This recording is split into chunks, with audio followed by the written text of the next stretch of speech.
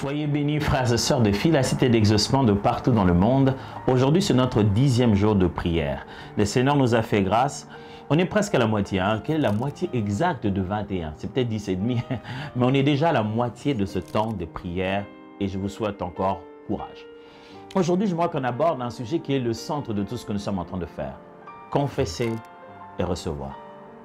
Confesser nos péchés, confesser nos limites, confesser combien nous avons besoin de Dieu, combien sans lui nous ne pouvons rien faire, mais aussi avoir le courage de recevoir.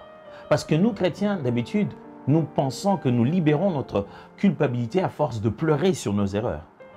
Et quand Dieu nous offre son pardon, nous avons du mal à recevoir. Nous nous traînons avec de la culpabilité encore. On a confessé, mais on continue à croire que Dieu doit tellement être fâché vis-à-vis de nous. 1 Jean chapitre 1 au verset 9, la Bible dit, 1 Jean 1, 9. Si nous confessons nos péchés, il est fidèle et juste de nous les pardonner et nous purifier de toute iniquité. Frère, sœur, tu ne peux pas avoir cette soif de Dieu, être rempli sincèrement, si tu ne sais pas mettre dehors des choses qui doivent aller dehors. Pas encore devant un homme, commence avec Dieu. Avant d'aller te réconcilier avec qui que ce soit, commence devant Dieu à genoux en disant, Père, pardonne-moi.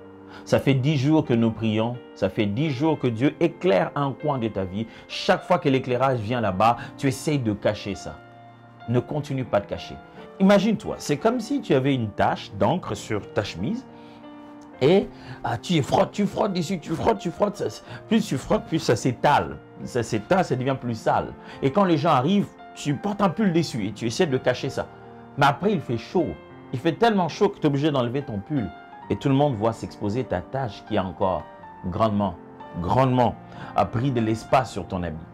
Et puis là, quelqu'un te dit, ah tiens, je connais un détachant, quelque chose qui peut vraiment t'aider. Ah, tu prends en un coup, un petit mouvement, un peu de l'eau dessus, c'est complètement terminé pour toujours.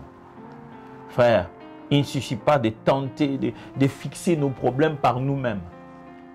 Il suffit d'aller devant le Seigneur et de lui dire, voici mon habit sale. Tu peux l'effacer.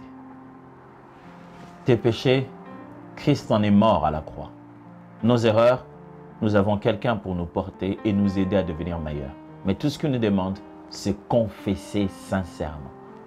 À Dieu et à qui tu dois le faire, à l'homme ou à l'individu à qui tu dois le faire. Vous savez, quand on pense de confesser, on pense toujours à comment les gens vont réagir ou comment ils vont nous punir. Je t'assure qu'il n'y a personne qui peut te punir comme l'enfer.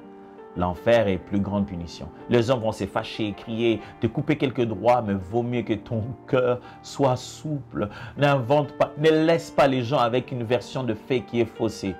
Dis la vérité, demande pardon, reçois ce pardon quand il t'est donné. Voici ma prière pour vous aujourd'hui. Que le Seigneur donne à vos lèvres de parler de la conviction qu'il y a dans votre cœur.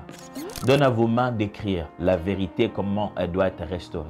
Et que dans sa présence, non seulement vous confessiez vos péchés, mais que vous receviez le pardon qu'il accorde à quiconque croit.